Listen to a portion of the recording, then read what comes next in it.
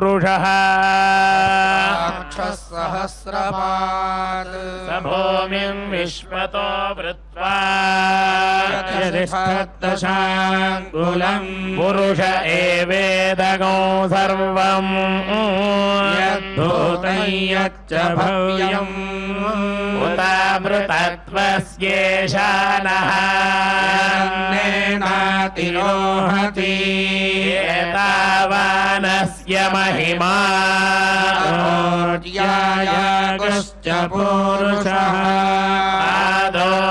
आदोऽस्य विश्वभूतानि त्रिपादस्यामृतं दिवि त्रिपादोर्ध्वमुदैत्पुरुषः स्येह भवात् पुनः ततो विश्वं व्यक्रामत् शासनानशने अभि विराडजायत विराजो अधिपुरुषः जातो अत्यरिच्यत पश्चात् भूमिमथो पुरः यत्पुरुषेण हविषा देवा यज्ञमतन्वता सन्तो अस्यासीदाज्यम् ग्रीष्म इद्मः शरद्धविः सप्तास्यासन् परिधयः सप्त समिधः कृताः देवायज्ञन्तन्वानाः अभग्नं पुरुषं पशुम् यज्ञं बर्हिषि प्रोक्षन् पुरुषं जातमग्रतः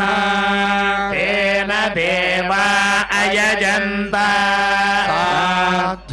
साध्याऋषयश्च ये तस्मात् यज्ञात् सर्वहुतः सम्भृतं पृषदायम् पशोदुस्तादुश्चक्रे वायव्यान् आरण्यान् ग्राम्याश्च ये तस्मात् यज्ञात् सर्वहुतः सामानि जज्ञिरे छन्दागोऽसि जज्ञिरे तस्मात् यजस्तस्मादजायत तस्मादश्व अजायन्त एके चोभयादतः गावो हजज्ञिरे तस्मात् जात अजावयः यत्पुरुषं व्यदधुः व्यकल्पयन् मुखङ्गिमस्य कौ बाहू पूर्वपादमुच्येते ब्राह्मणोऽस्य मुखमासीत् बाहुराजन्यः कृतः ऊरू तदस्य यद्वैश्यः अभ्यागुशूद्र अजायत चन्द्रमा मनसो जातः सूर्यो अजायत मुखादिन्द्रश्चाग्निश्च प्राणात् वायुरजायत नाभ्या आसीदन्तरिक्षम् शीर्ष्णोऽप्यो समवर्तत पद्भ्याम् भूमिर्दिशश्रोत्रात् तथा लोकागुम् अकल्पयन् वेदाहमेतम् पुरुषम् महान्तम् आदित्यवर्णन्तमसस्तु पारे सर्वाणि रूपाणि विचित्य धीरः नामानि कृत्वा इव तनुयतास्ते धाता पुरस्ताद्यमुदा जहारा शक्रः प्रविद्वान् प्रतिशश्च तस्रः तमेवं विद्वानमृत इह भवति नान्यः पन्था अयनाय विद्यते यज्ञेन यज्ञमयजन्त देवाः तानि धर्माणि प्रथमान्यासन् देहनागं महिमानः सचन्ते यत्र पूर्वे साध्याः सन्ति देवाः अभ्यसम्भूतः पृथिव्यैरसाच्च विश्वकर्मणः समवर्तताधि पश्य त्वष्टा विदधद्रूपमेति तत्पुरुषस्य विश्वमायानमग्रे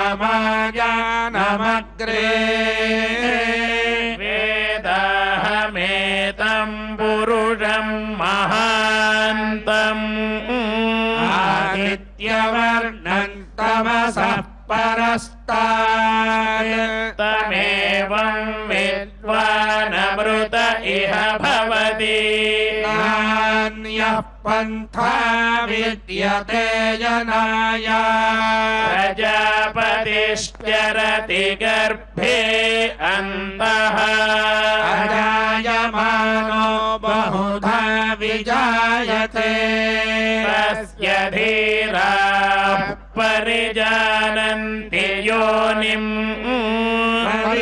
प्रवीचीनां पदमिच्छन्ति वेदसः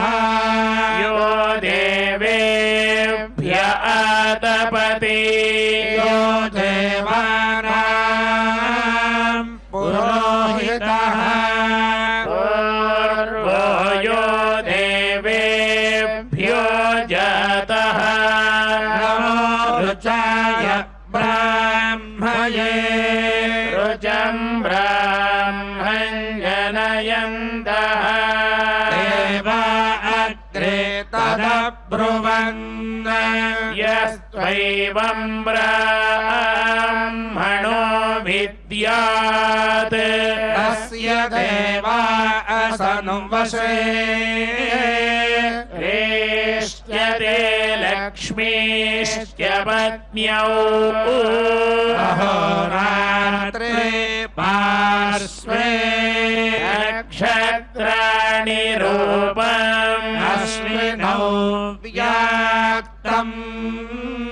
इष्टं मनीषाणा अमुं मनीषाणा सर्वं मनीषाणा ॐ सहस्रशीर्षं देवं विश्वाक्षं विश्वशम्भुवम् विश्वनारायणं देवमक्षरं परमं प्रभुम् विश्वतः परमं नित्यं विश्वन्नारायणगुं हरिम् विश्वमेवेदं पुरुषस्तद्विश्वमुपजीवति पतिं विश्वस्यात्मेश्वरगुं शाश्वतगुं शिवमच्युतम् नारायणं महाज्ञेयं विश्वात्मानं परायणम् नारायण परं ब्रह्म तत्त्वं नारायणः परः नारायण परो ज्योतिरात्मा नारायणः परः यच्च किञ्चित् जगद्यस्मिन् दृश्यते श्रूयतेऽपि वा अन्तर्बहिश्च तत्सर्वं व्याप्य नारायण स्थितः अनन्तमं ययं कविः समुद्रेऽन्तम् विश्वशम्भुवम् पद्मकोश प्रतीकाशगो हृदयम् च व्यधोमुखम् अधो निश्याविदस्यान्तुनाभ्यामुपरि तिष्ठति हृदयम् तद्विजानीयात् विश्वस्यायतनम् महत् सन्तगणो शिलाभिस्तुलम् भक्त्याघोषसन्निभम् तस्यान्ते सुशिरगो सूक्ष्मम् तस्मिन् सर्वम् प्रतिष्ठितम् तस्य मध्ये महानग्निर्विश्वाच्चिर्विश्वतो मुखः सोऽग्रभुग्विभजन् तिष्ठन्नाहारमजरः कविः तन्तापयति स्वन्देहमापादतलमस्तकम् तस्य मध्ये वह्निदिघा अणीयोर्ध्वा व्यवस्थितः नीलतो यतमध्यस्था विद्युल्लेखे बभास्वरा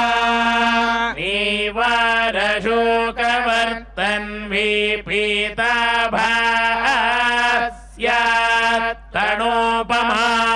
तस्याः शिखाया मध्ये परमात्मा व्यवस्थितः ब्रह्मा स शिवः सेन्द्रः स्वाक्षरः परमस्वराट् ऋतगो सत्यं परं ब्रह्म पुरुषं कृष्णपिङ्गलम् ऊर्ध्वलेतं विरूपाक्षं विश्वरूपाय वै नमः नारायणाय विद्महे वासुदेवाय धीमहि तन्नो विष्णुः प्रचोदयात् ॐ नारायणाय विद्महे वासुदेवाय धीमहि तन्नो विष्णुः प्रचोदयात्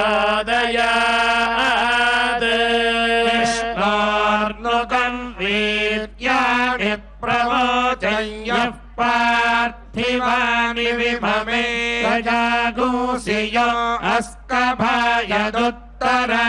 सधस्थं विचक्रबाणस्त्रेधोरुगायो विष्णु रराटमसि विष्णो पृष्ठमसि विष्णे मध्व उत्सः तद्विष्णुस्तवते वीर्याय न भीमः कुजरो गिरिष्ठाः यस्योरुषु त्रिषु विक्रमणेषु अभिक्षियन्ति भुवनानि विश्वा परो मात्रया तनुवा वृधाना नरे महित्वमन्वश्नुवन्ति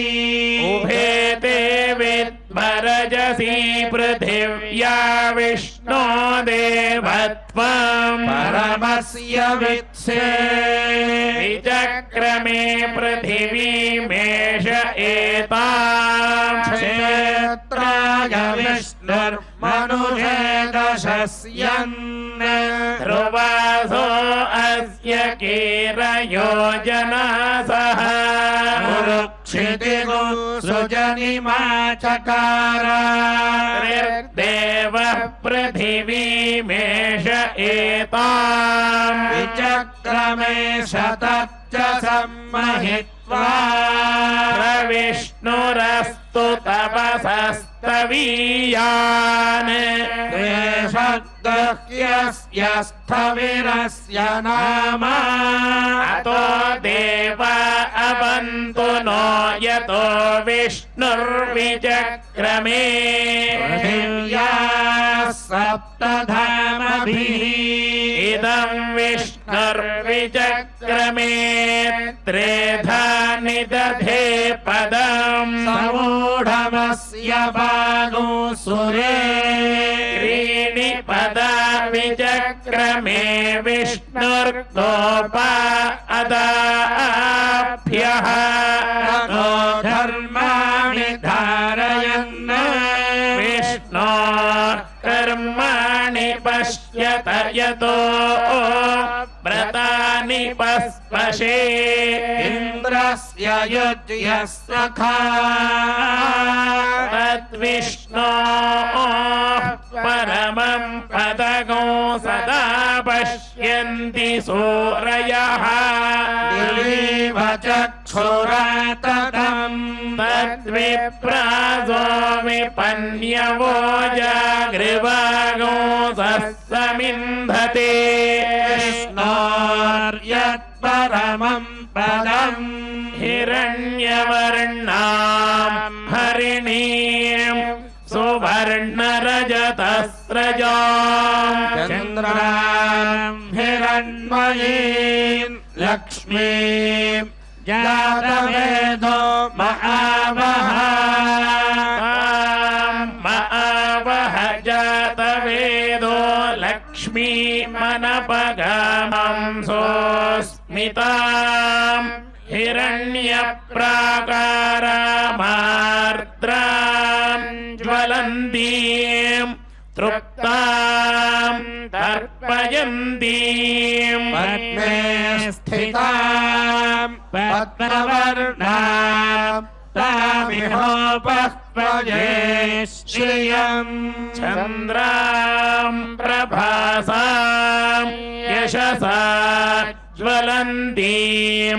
श्रियं लोके देवजुष्टामुदाराम् पद्मिनीमीं शरणमहं प्रपद्ये लक्ष्मीर्मे नश्यताम् त्वां वृणे आदित्यवर्णे तपसोऽधिजातो वनस्पतिस्तव वृक्षोऽथ बिल्वः तस्य फलानि तपसानुदन्तु मायान्तरायाश्च या लक्ष्मीः उपैतु मां देवसखः कीर्तिश्च मणिना सह प्रादुर्भूतोऽस्मि राष्ट्रेऽस्मिन् कीर्तिवृद्धिं ददातु मे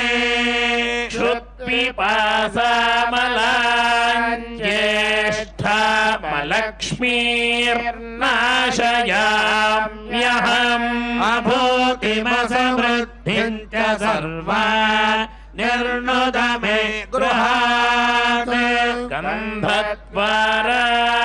दुराधरुषाम् नित्यपुष्टाम् करीषिणीम् ईश्वरीनु सर्वभूतानां तामिहोपह्वये श्रियम् मनसः काममागोतिं वाचः सत्यमहीमहि वसूनां रूपमन्नस्य मयि श्रीश्रयता यशः कर्दमेन प्रजा भूता मयि सम्भव कर्दमा श्रियं वासय मे कुले मातरं पद्ममालिनीम् आपस्रजन्तु स्निग्धानि चिक्लीतव समे गृहे लक्ष्मीं जातवेदो महावः तां महावह जातवेदो लक्ष्मीमनपगामिनीम् यस्यां हिरण्यं प्रबोधं गावो दास्योऽश्वान् विन्देयं पुरुषानहम् पद्मप्रिये पद्मिनि पद्महस्ते पद्मालये पद्मदलायताक्षी विश्वप्रिये विष्णुमनोनुकूले त्वत्पादपद्मम् मयि सन्निधत्स्व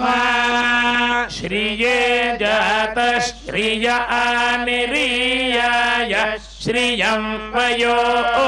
जनितृभ्यो दधाति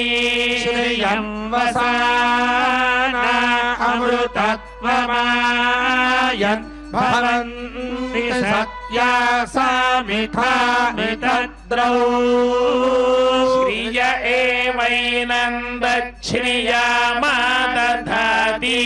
सन्ततमृचा वहत्कृत्यं सन्तत्यै सन्धीयते प्रजया पशुभिः य एवं वेद महादेव्यै च विद्महे विष्णुपत्न्यै च धीमहि तन्नो लक्ष्मीः प्रचोदयात्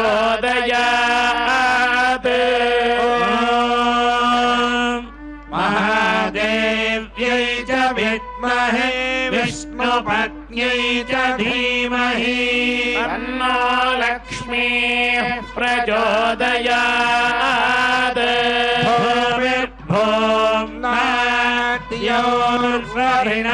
भूमिर्भोम्नाद्योर्वरिणान्तरिक्षं महित्वा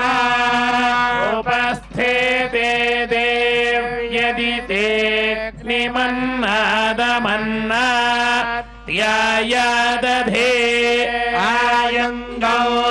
कृष्णिरक्रमीदसनन् मातरं पुनः पितरञ्ज प्रयन् सुवः गोषद्धामविराजति वाक्पतङ्गाय शिश्रिये प्रत्यस्य वहत्युभिः अस्य प्राणादपानत्यन्तश्चरतिरोचना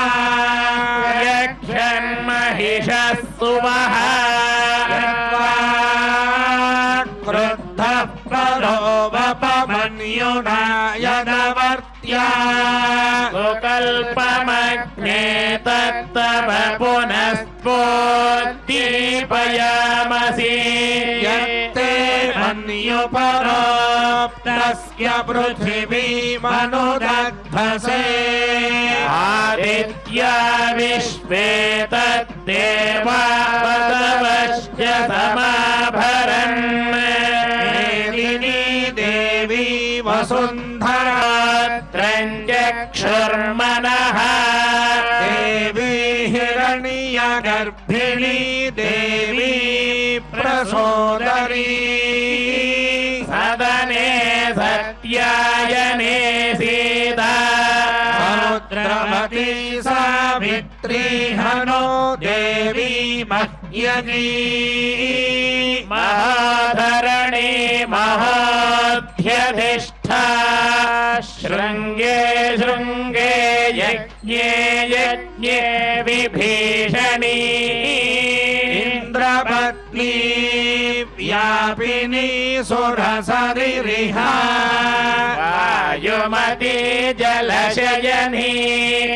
श्रियन्धाराय सत्यं वो परिमेदिनी सोपरिधत्तङ्गाया विष्णुपत्नी महीं देवीं माधवीं माधवप्रिया लक्ष्मीं प्रियसखीं देवीं नमाम्यच्युतवल्लभाम् धनुर्धरायै विद्महे सर्वसिद्ध्यै च धीमहि तन्नो धरा प्रचोदयात् धनुर्धरायै विद्महे सर्वसिद्ध्यै च धीमहि तन्नो धरा प्रचोदयात्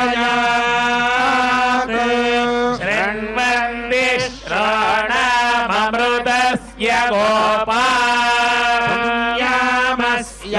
उपशृणोमि वाचम् महीं देवीं विष्णुपत्नीमयूर्या प्रतीचीमेनागो हविषाय यामः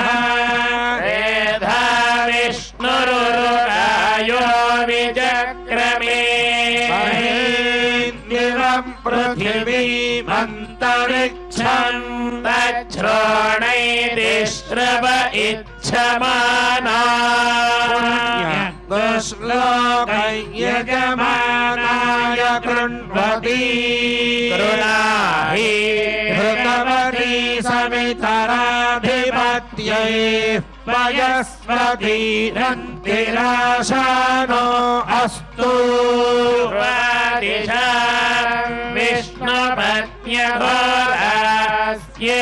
विष्णुपत्न्यघोरास्येषानादः सोया मनोता बृहस्पतिर्मा करिष्मोत भायुः सन्धुवानात अभिनो गृह्णन्तु इष्टम्भो दिवो धरुणः पृथिव्या अस्येषाना जगतो विष्णुपत्नी नो मित्रस्यं वरुणः छन्नो भवत्पर्यमा इन्द्रो बृहस्पतिः छन्नो विष्णुरुक्रमः नमो ब्रह्मणे नमस्ते वायो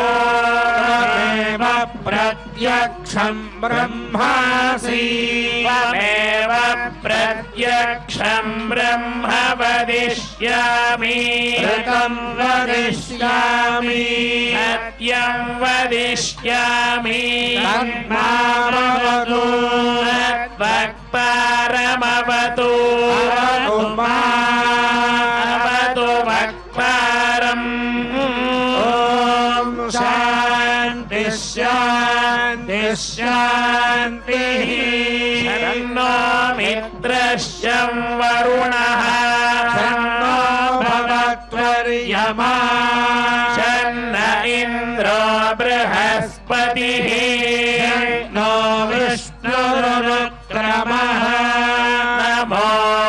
ब्रह्मणे नमस्ते वायो त्वमेव प्रत्यक्षं ब्रह्मासि त्वामेव प्रत्यक्षं ब्रह्मावादिशं रतमवादिशम् सत्यमवादिशं तन्मामावीत् तद्वक्तारमावीत् आवीन्मा आवीद्वक्तारम् ॐ शान्ति शान्ति शान्तिः सहनावतु सहनौ भुनक्तु सह वीर्यङ्करवावहै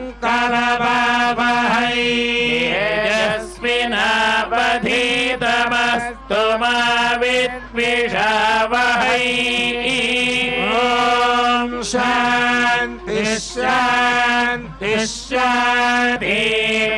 पराधां वैष्णदेवीं वाजमुद्यासगो शिवामदस्ताञ्जुष्टां देवेभ्यश्चर्म मेद्यौ शर्म पृथिवी शर्म विश्वमिदं जगत् चन्द्रश्च सूर्यश्च शर्म ब्रह्म प्रजापति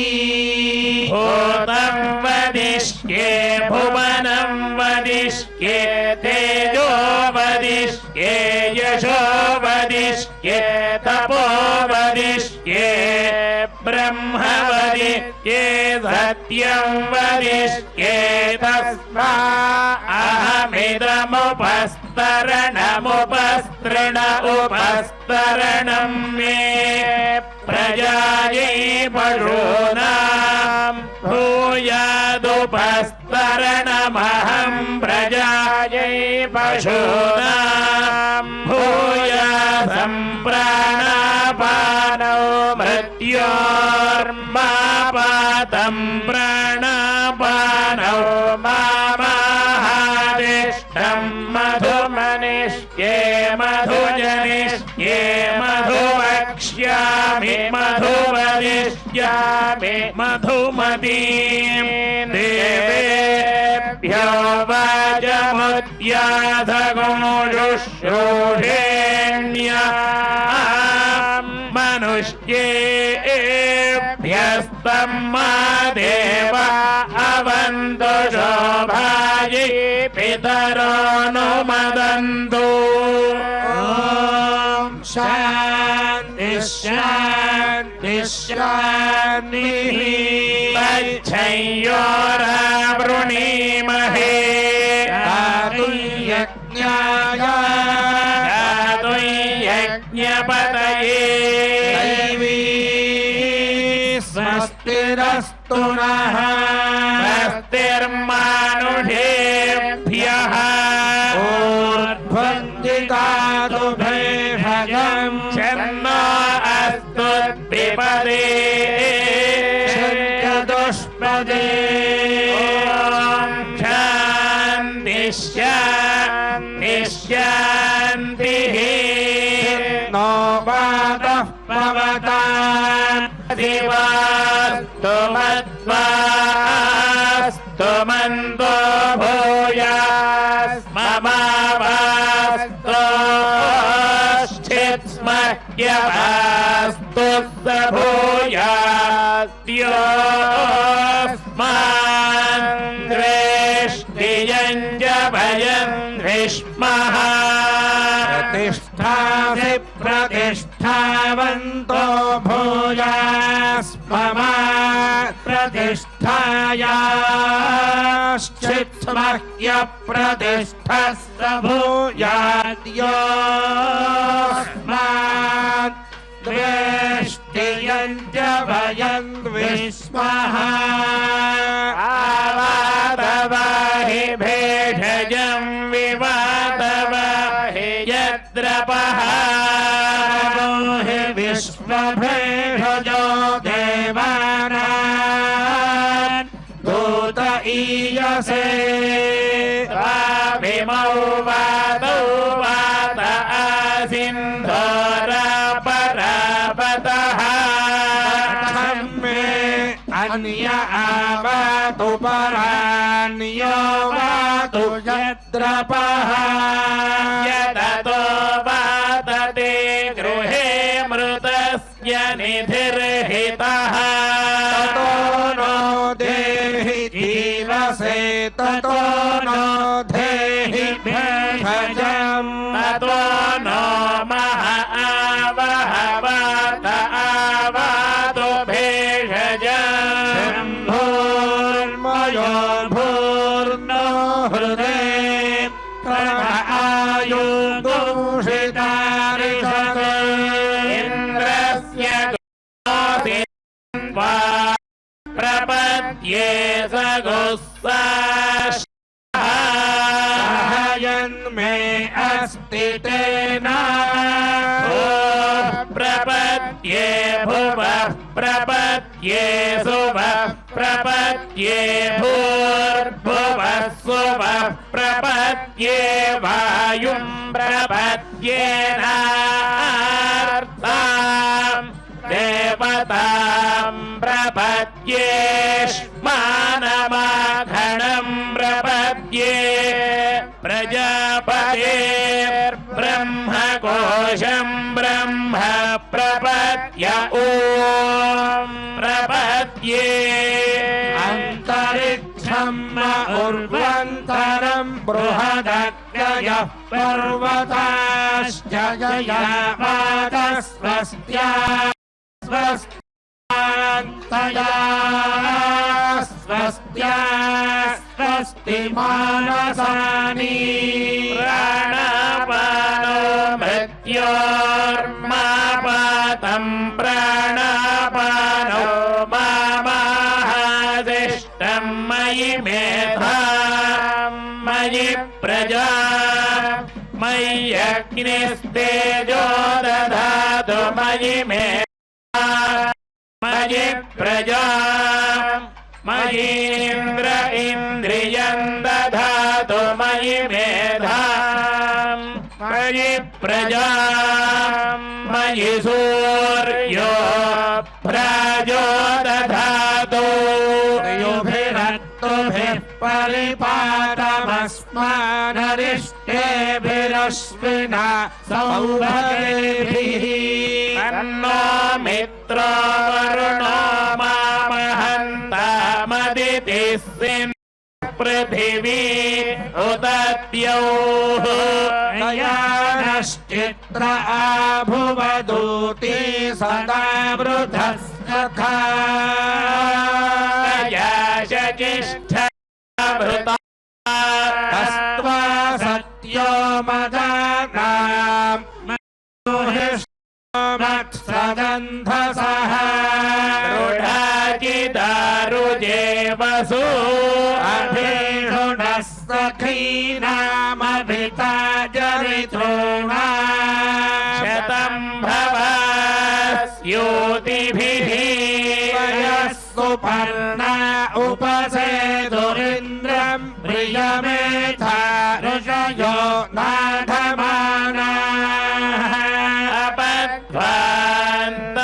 अपध्वान्तमोर्नुहि पूर्धिचक्षुर्मुमुध्यस्मान्निधयेम बद्धान् शन्नो देवीरभिष्टय आपो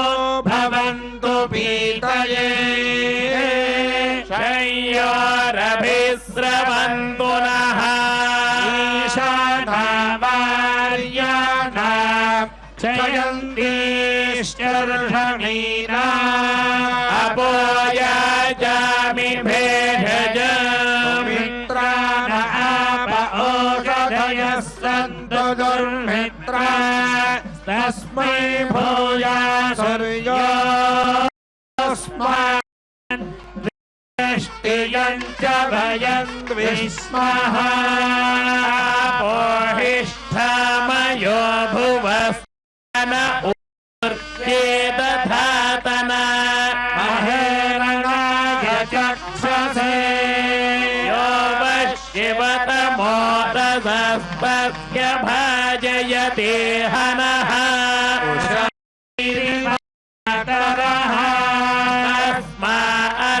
तस्मारङ्गमामवो यस्य क्षयाय जिन्वथ आपो जनयथा जनः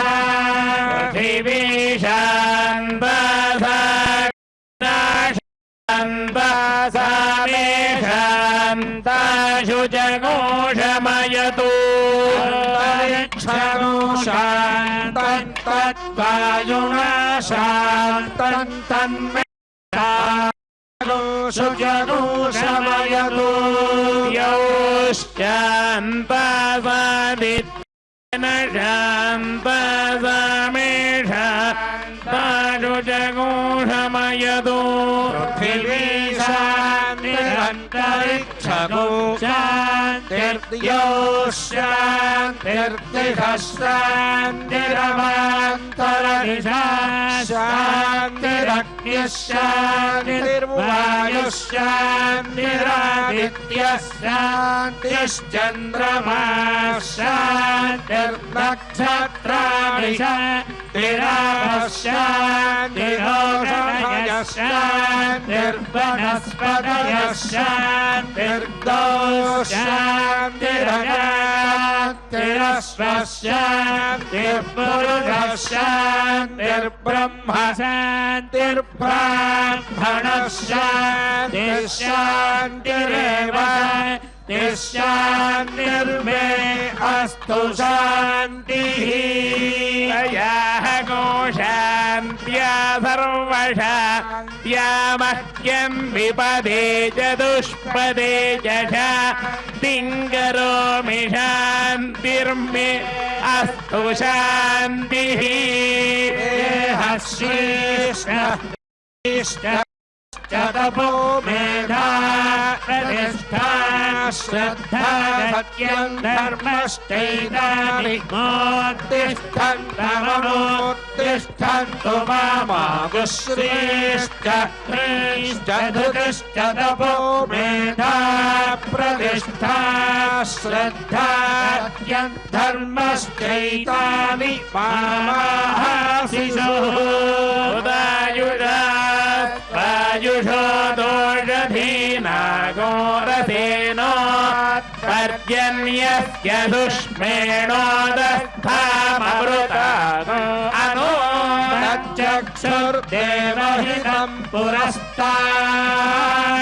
शुक्रमुच्चरते पश्येम शरदश्यदं जीवेम शरदश्यदन्नन्दाम शरदश्यदं मोदाम शरदश्यदं भवाम शरदश्यदगो शृणवाम शरदश्यदं ब्रब्रवाम शरदश्यदमजीतास्याम शरदश्यदं योऽभ्यसूर्यन्दृशे य उदगात् महतोर्नवात् विभ्राजमानः सरिलस्य मध्यात् समावृषभो हिताक्षः सूर्यो विपश्चिन्मनसा पुनातु ब्रह्मणश्चोदन्यते ब्रह्मण आणीस्थो ब्रह्मण आपपनमधिधारितेयं पृथिवी ब्रह्मणा महीधारितमेनेन महदन्तरिक्षं दिवन्दाधार पृथिवी गोसदेवा यदहं वेद तरहं धारयाणि मामद्वेदोऽधिविस्रदत् मनीषे माविशतानो समीची भूतस्य भङ्गस्य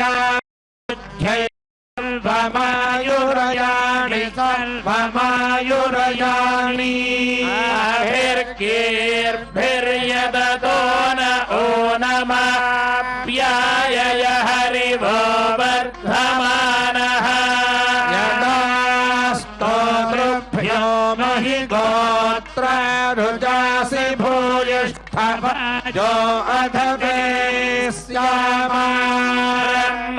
प्रावादिष्मदन्नो माहासीत् ॐ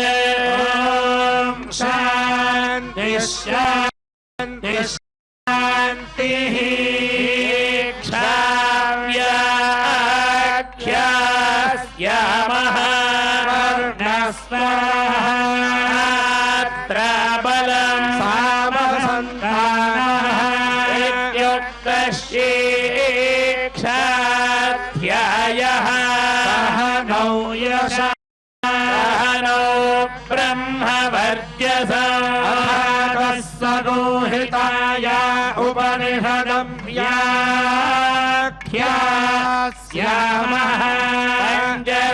पञ्चस्वधिकरणेषु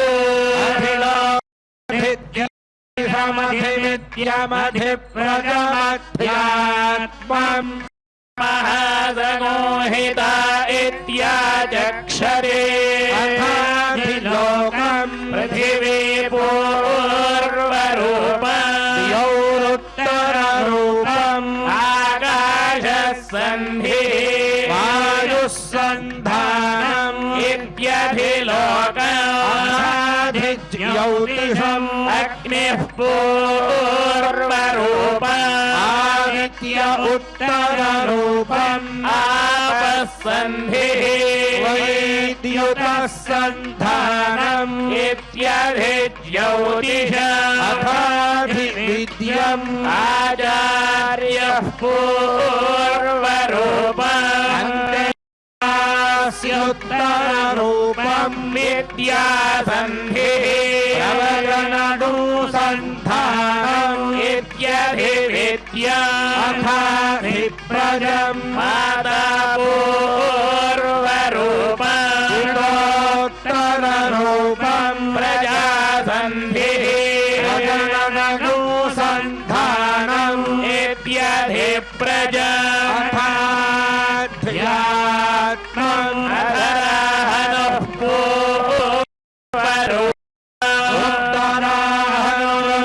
उत्तराहनुरुत्तररूपम् वाक्सन्धिः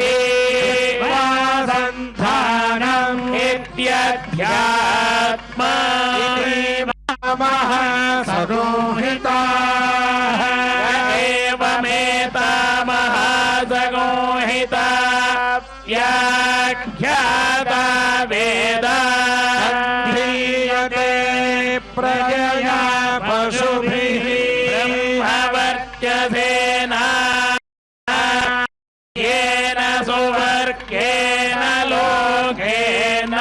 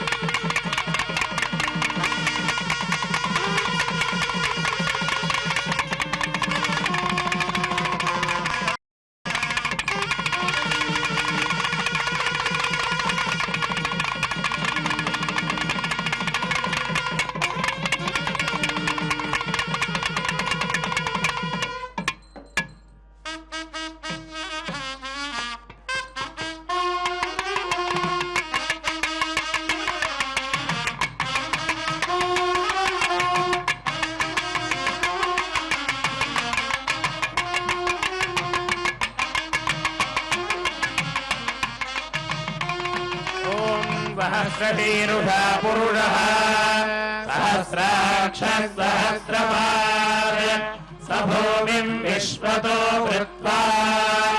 अत्यतिष्ठद्दशाङ्गुलम् पुरुष एवेदगो सर्वम् यद्भूतं यच्च भव्यम्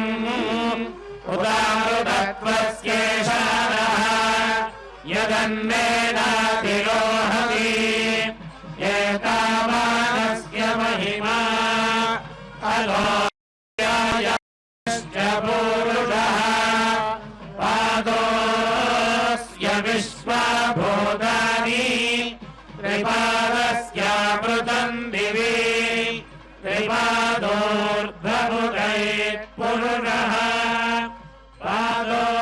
पादोऽस्येह भवात् पुनः ततो विश्वम् व्यक्रामते शासनानशने अभि तस्मात् विराजजायत विराजो अधिपूरुषः स जातो अत्यरिच्यत पश्चात् भूमिमथो पुनः यत्पुरुषेण हविषा देवायज्ञमतन्वत वसन्तो अस्याधीराज्यम् ग्रीष्मरिध्मश्चरद्धविः सप्तास्यादम्बरिधयः त्रिसप्तदमिधः कृताः देवायद्यज्ञम् तन्वानाः अवध्रन् पुरुषम् पशुम् तयज्ञम् बर्हिषि प्रोक्षन् पुरुषम् जातमक्रतः तेन देवा अयजन्त साध्या ऋषयश्च ये तस्मात् यज्ञात् सर्वहुतः सम्भृतम् मृषदाज्यम् पशोस्तागुश्चक्रेण यव्या आरण्याश्चये तस्मात् यज्ञात् सर्वहुतः ऋषः सामानि जज्ञिरे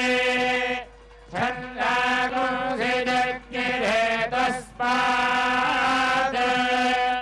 यजस्तस्मादजायत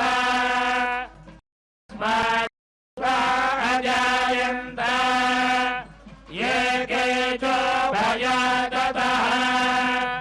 गावो हयज्ञिरे तस्मात् जाता अजारयः यत्पुरुषम् यदधुः कथिता व्यकल्पयन् मुखङ्गिमस्य गौबाहो गावोपादावुच्येते ब्राह्मणोऽस्य मुखमासीत् बाहुराजन्यः पूरोदस्य यद्वैश्यः पथ्यानो शूद्रो अजायत चन्द्रमा मनसो जातः चक्षुर्सूर्यो अजायत पर्याप्या अनन्तराय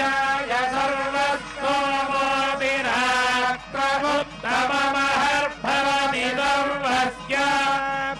सर्वस्य जित्यै सर्वमेव तेनाप्नोति सर्वं जयति हरिः ओम्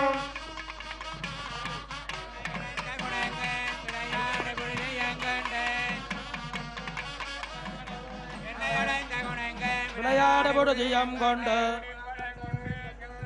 கண்ணுகளான சிறையில் கட்டரம்பு விடைத்து நமராணி பிறந்தது போல காற்றின நீரோடனே கடாரத்தில் பொறுத்து வைத்தேன் பணில் வந்த கடைய சகட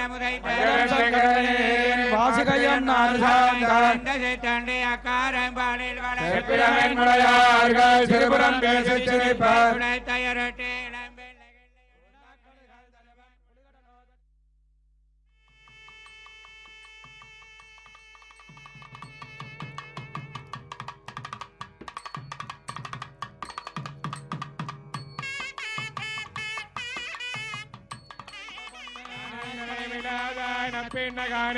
கார் மணிமேனி நிறத்து கண்ணபிரான புகந்து